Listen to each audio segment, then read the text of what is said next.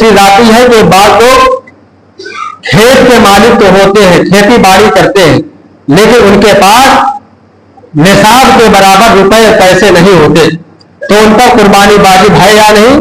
तो देखें, अगर किसी के पास खेत है और वो खेत इतना है कि जिसकी आमदनी सिर्फ साल भर के खाने के बराबर होती है और उसमें से वो आदमी बेचता नहीं है, यानी सिर्फ इतना खेत है कि जिसमें से सिर्फ खाने के बराबर गल्ला पैदा होता है, तो ऐसे खेत के होते हुए आदमी मालिक निसाब नहीं माना जाएगा। और अगर इतना ज्यादा खेत है कि खाता भी है बेचता भी है, 10-20 बीघा किसी के पास है, तो फिर अगर पैसे ना भी हो, 65,500 सोना चांदी रुपए कुछ भी ना हो, तो अगर इतना खेत आदमी के पास मौजूद है कि खाता भी है बेचता भी है बच भी जाता है, तो ऐसे खेत के होते हुए आदमी के ऊपर कुर्बानी वाजिब होगी। इसी तरीके से अगर आपने के पास कोई प्लाट पड़ा हुआ है, आपने प्लाट खरीदा कि मैं कभी घर बना लूंगा, तो अगर उस प्लाट की कीमत इतनी है कि जो निसाब को पहुंच जाती है, जो 65,000 रुपए की कीमत के बराबर पहुंच जाती है,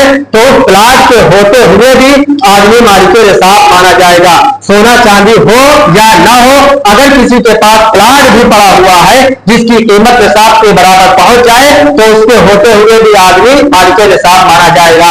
हाँ, अगर किसी के पास किराया का मकान है या किराया पर चलने वाली गाड़ी है या तिजारत के लिए मशीनें हैं, तो उन मशीनों की या उन गाड़ियों की या किराया पर उठाए हुए मकान की कीमत चाहे जितनी हो, अगर उनके होते हुए आदमी मालिक निसाब नहीं माना जाता, क्योंकि ये चीजें हाजत असलिया में या आदाय तिजारत में आती हैं। लिहाजा अगर किसी के पास गाड़ी है, 10 ट्रैक्टर हो 10 ट्रैक्टर हो चल रहा हो किराया पर, तो उसके होते हुए आदमी मालिक निसाब नहीं माना जाएगा, अगर अलग से पैसे नहीं है। इसी तरीके से अगर किसी ने कई मकानात किराया पर उठाए हैं, तो उन मकानात के होते हुए आदमी मालिक निसाब नहीं माना जाएगा, अगर अलग से उसके पास सोना चांदी या पैसा इतना नहीं है कि जो 65,000 के बराबर पहुंच जाए।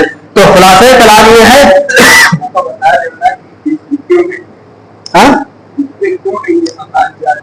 हाँ, तो वाला तिजारत में बता दिया। हाँ, तो ज़कात पे है। हाँ, तो ज़कात पर है ना, ज़कात का मसला नहीं।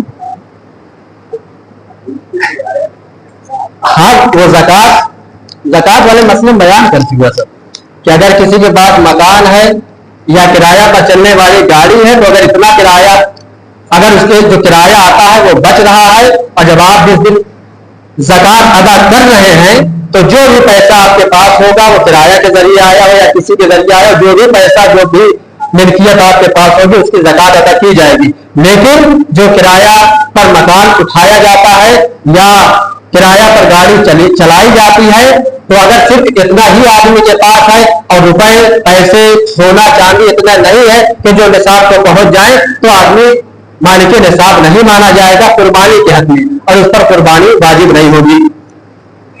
अब चूंकि अगला जुमा पड़ रहा है और एक हफ्ते में आदमी को जानवर भी खरीदना है, इस वजह से जानवर के ताल्लुक से कुछ जरूरी बातें आप मुलाजा कर लें।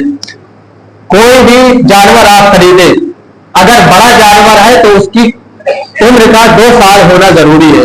बकरा बकरी खरीद रहे हैं तो कम से कम 1 साल उसकी उम्र का होना जरूरी है। अगर 1 साल की उम्र से कम बकरा या बकरी है तो उनकी कुर्बानी अदा नहीं होगी। और इसके पहचानने का तरीका क्या है कि जो बकरा बकरी अगर 1 साल के हो जाएंगे तो उनके आगे के 2 बड़े दांत निकल आया करते हैं, जिन्हें हम दांता कहते हैं, तो दांत निकल आते हैं। तो ये एक दांत जो निकलना है ये साल भर होने के लिए एक बड़ी पहचान है। लेकिन बिलफर्ज अगर किसी जानवर के आगे के दांत ना निकले हो और सामने वाला बता रहा हो कि हाँ मैं इस बात की जमानत देता हूं कि ये 1 साल का हो चुका है, या उस जानवर को आपने घर में पाला है और आपको यकीन है कि ये 1 साल का हो गया है, अगर तो लेकिन दांत उसके नहीं निकले, तो इस सूरत में अगर आपको इत्मीनान है तो आप उस जानवर की कुर्बानी करा सकते हैं। लेकिन अगर बाजार से आप खरीद रहे हैं तो कम से कम दांत को देख लिया जाए तब जानवर खरीदा जाए, इसलिए कि इस दौर में आमतौर पर धोखा देकर जानवर को बेचना आम हो चुका है। लोग जो है अपने जानवर को बेचने के लिए धोखा दे देते हैं और साल भर से कम जानवर को भी 1 साल का बताकर आपको बेच देते हैं। इस वजह से जहां तक कोशिश हो, पहले आप जानवर के दांत को चेक कर ले। अगर दांत नहीं है लेकिन कोई मुसलमान भाई है जो बता रहा है कि हाँ 1 साल का है, आपको इत्मीनान है, तो भी आप जानवर खरीद सकते हैं। हाँ, और जानवर के ऐब के बारे में मसला यह है कि अगर थोड़ा सा ऐब जानवर में है तो उसकी कुर्बानी तो हो जाएगी लेकिन मकरूह है। लेकिन अगर ज्यादा ऐब है तो उसकी कुर्बानी नहीं होगी।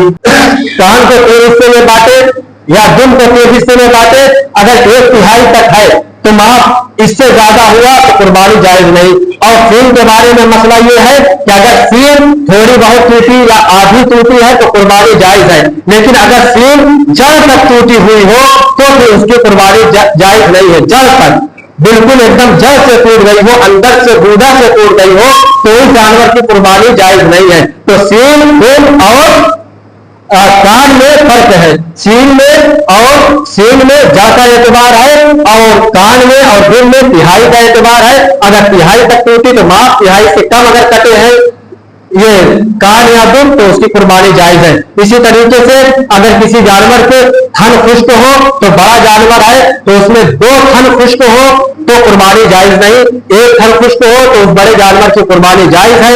और बकरी अगर है तो उसमें अगर 1 थन भी खुश्क हो या 1 थन सूख गया हो या 1 थन कट गया हो तो उसकी कुर्बानी जायज नहीं है। और इसी तरीके से एक मसला ये आता है कि बाद लोग कुर्बानी की नीयत से जानवर पाल लिया करते हैं, लेकिन फिर ये सोचते हैं कि मैं जानवर को बेच दूं तो ये जायज है या नहीं। तो देखें, अगर आप कुर्बानी की नीयत से कोई जानवर पालते हैं तो कुर्बानी की नीयत से जानवर पालने की सूरत में उस जानवर की कुर्बानी आप पर वाजिब नहीं हुआ करती है। आप उस जानवर को बेच भी सकते हैं, दूसरों से बदल भी सकते हैं, ये बिल्कुल जायज और दुरुस्त है। हाँ, इतना जरूर है कि अगर आपने कुर्बानी की नीयत से कोई जानवर खरीदा है तो आप अब इसको नहीं बेच सकते। बेचेंगे कब? जबकि जो पहला जानवर खरीदा था, अगर उससे ज्यादा कीमत वाले जानवर को खरीद रहे हैं इसके बदले में, तब तो आप इस जानवर को बेच सकते हैं। लेकिन आपने महंगा जानवर खरीद लिया और समझे कि मैं इसको बेचकर इससे सस्ता जानवर खरीद लूं, तो ये जायज नहीं है।